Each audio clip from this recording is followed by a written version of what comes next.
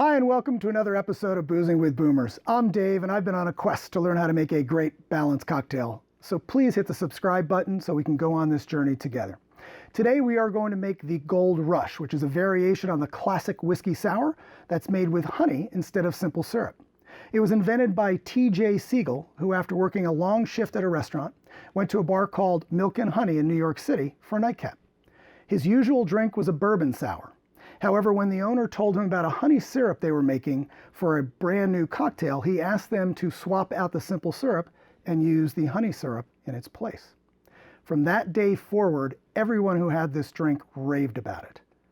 The syrup gave the drink kind of a rich flavor and a luxurious mouthfeel, so it became an instant modern classic.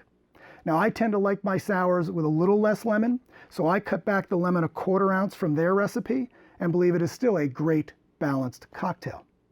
Now, I'm also using a higher proof bourbon. So I like Knob Creek bourbon, has a little bit of spiciness, but if you want to up your game, and this is also a good sipper, is the McKenna 10-year.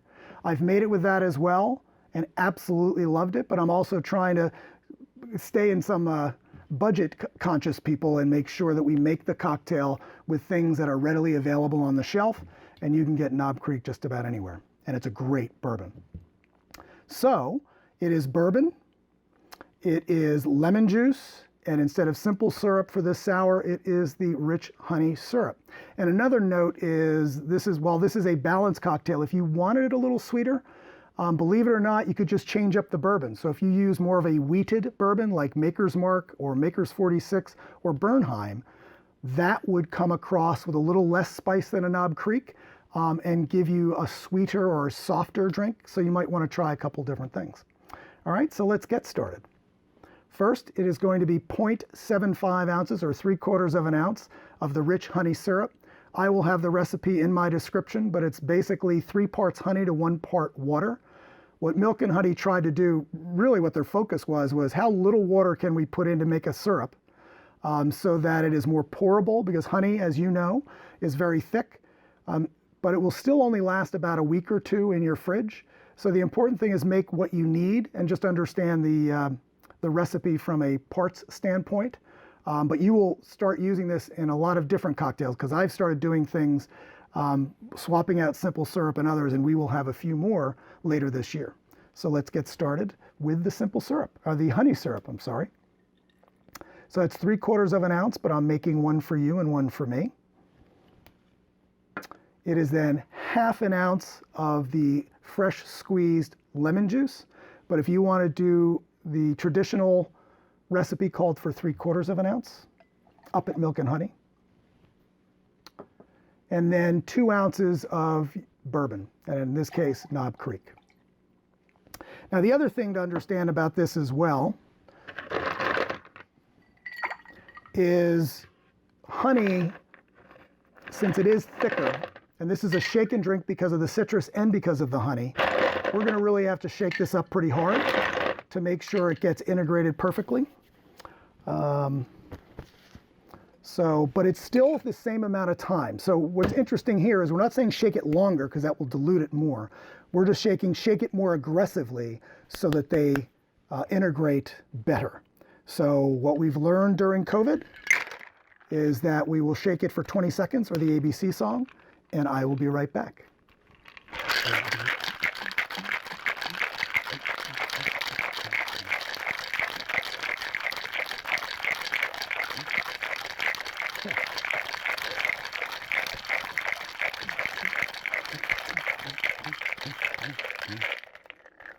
Whew.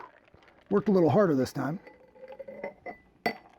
And remember, when you're shaking, hit it with the heel of your hand to break it apart and not on the bar. So the great way to do this, I actually had this in the freezer earlier. We're going to pour it over a single rock.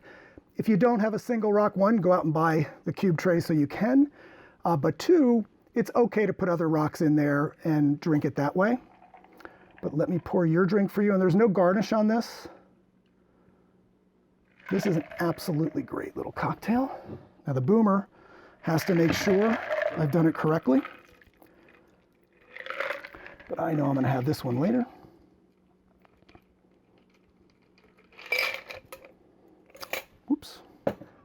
Now let's see how I did.